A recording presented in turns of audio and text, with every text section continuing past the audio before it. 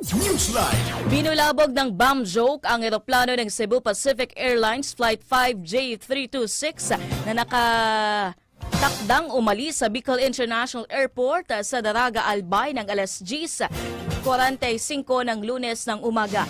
Ayon sa Civil Aviation Authority of the Philippines o CAAP, nagmula ang bomb joke sa isang pasahero ng nasabing eroplano kung kaya't kinailangang itigil ang operasyon ng buong paliparan.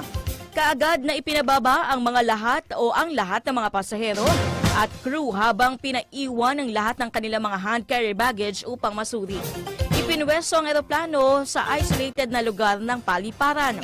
Mabilis na nagsagawa ng inspeksyon ng Aviation Security Cannon Bomb Disposal Units at Philippine National Police Aviation Security Group sa buong eroplano at mga bagahe ng mga pasahero. Ayon kay Airport Manager Roland Bosito at Area Center 5 Manager Cynthia Tamanut, umabot sa suma total na 10 flight ng Cebu Pacific. Isang flight ng Philippine Airlines ang apektado ng pagsasara ng paliparan dahil sa nasabing bomb joke. Balik operasyon naman ang buong paliparan kinahapunan. Newsline.